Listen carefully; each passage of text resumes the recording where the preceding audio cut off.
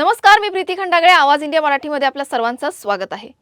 मुंबई महानगरपालिकेत नुकतीच दहिसर, वाशी, ऐरोली आणि मुलुंड येथील प्रवेशद्वारांची उभारणी, सुशोभीकरण आणि पर्यटन केंद्राच्या विकासाबाबत संयुक्त बैठक पार पडली. महापौर रितू तावडे यांनी सांगितलं की येणाऱ्या दिवसात मुंबईतील प्रवेशद्वार हायटेक आणि डिजिटल स्वरूपाचे असतील. हे प्रवेशद्वार शहरातील पर्यटनाचं आकर्षण म्हणून काम करतील आणि पर्यटकांना मुंबईच्या सांस्कृतिक, ऐतिहासिक आणि आधुनिक दृष्टिकोनाची ओळख करून देतील, असं रितू तावडे यांनी म्हटलंय. या कार्यक्रमाच्या पार्श्वभूमीवर आमचे प्रतिनिधी किरण जाधव यांनी महापौर रितू तावडे यांच्याशी खास चर्चा केली आहे. पाहूयात.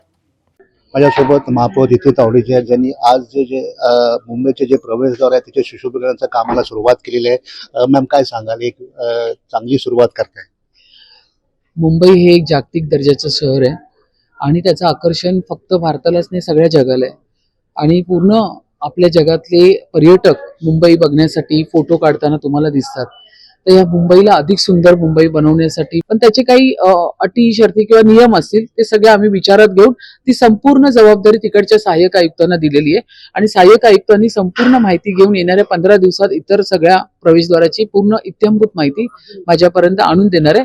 आणि 7 दिवसामध्ये ऐरोली प्रवेशद्वाराची पूर्ण माहिती त्या ठिकाणचे उपायुक्त धोंडे साहेब ते सगळी माहिती विथ फोटोग्राफ्स विथ डिझाईन्स माझ्याकडे घेऊन येणार आहेत. मॅम, काय सांगाल? एक ट्रॅफिकची खूप काही समस्या असते आपल्या प्रवेशद्वारी, त्याच्यावरती कसं काय कार्य?